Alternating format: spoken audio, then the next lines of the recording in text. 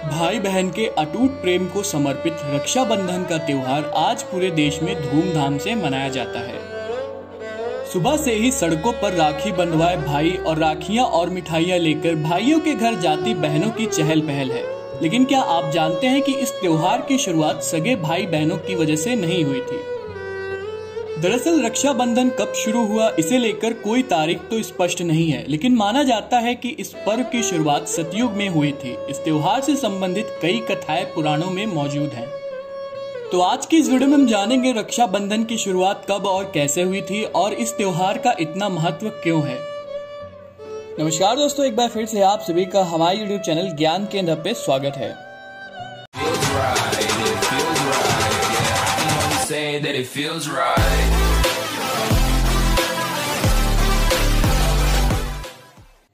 बहना ने भाई की कलाई से प्यार बांधा है, प्यार के दो तार से संसार बांधा है। सुमन कल्याण द्वारा गाया गया यह गाना रक्षाबंधन का बेहद चर्चित गाना है।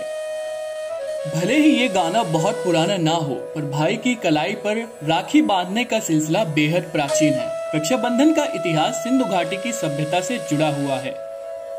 वह भी तब जब आर्य समाज में सभ्यता की रचना की शुरुआत मात्र हुई थी। रक्षाबंधन पर्व जहां बहनों को भाइयों की कलाई पर रक्षा का धागा बांधने का बेसब्री से इंतजार रहता है, वहीं दूर दराज बसे भाइयों को भी इसी बात का इंतजार रहता है कि उनकी बहनें राखियां उन्हें भेजें।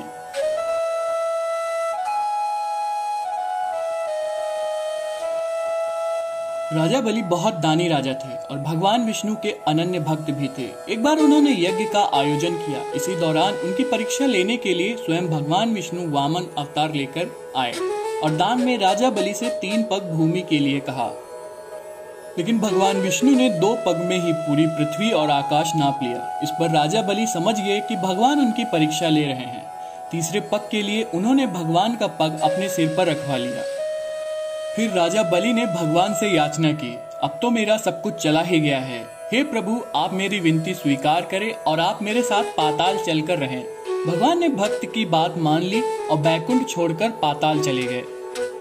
उधर देवी लक्ष्मी परेशान हो गई। फिर उन्होंने लीला रची और एक गरीब महिला बनकर राजा बलि के सामने पहुंची और राजा बलि को राखी बांधी। बलि ने कहा कि आपको देने के लिए मेरे पास कुछ भी नहीं है। इस पर देवी लक्ष्मी अपने रूप में आ गईं और बोली, आपके पास तो साक्षात भगवान है, मुझे वही चाहिए, मैं उन्हें लेने आई हूँ। इस पर राजा बलि ने भगवान विष्णु को माता लक्ष्मी के साथ जाने दिया। जाते हुए भगवान विष्णु ने राजा बलि को वरदान दिया कि वह हर साल 4 महीने पाताल में ही निवास करेंगे। यह 4 महीना चतुर्मास के रूप में जाना जाता है, जो देवशयनी एकादशी से लेकर देवठानी एकादशी तक होता है।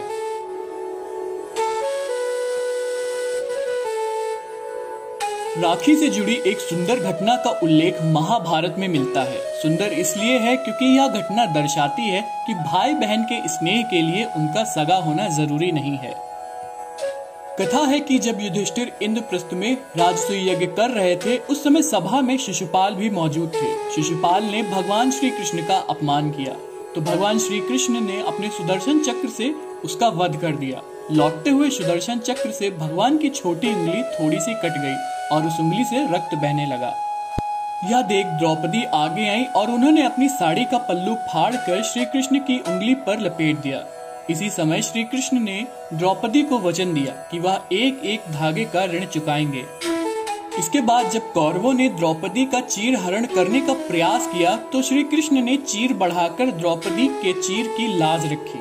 कहते हैं जिस दिन द्रौपदी ने श्री कृष्ण की कलाई पर साड़ी का पल्लू बांधा था, वह दिन श्रवण पूर्णिमा का दिन था। राखी की एक अन्य कथा है कि पांडवों को महाभारत का युद्ध जिताने में रक्षा सूत्र का एक बड़ा योगदान था। दरअसल महाभारत युद्ध के दौरान युधिष्ठिर ने भगवान श्री कृष्ण से पूछा कि हे कान्हा, मैं कैसे सभी संकटों से पार पा सकता हूँ, मुझे कोई उपाय बताएं। तब भगवान श्री कृष्ण ने युधिष्ठिर से कहा कि वह अपने सभी सैनिकों को रक्षा सूत्र बांधें, इससे उनकी विजय सुनिश्चित होगी। युधिष्ठिर ने वैसा ही किया जैसा भगवान श्री कृष्ण ने बताया था और उनके कहे अनुसार उनके सारे सैनिक विजयी बने। यह घटना भी सावन महीने की पूर्णिमा तिथि पर घटित हुई थी। तब से इस दिन पवित्र रक्षा सूत्र बांधा जाता है, इसीलिए सैनिकों को इसी दिन राखी बांधी जाती है।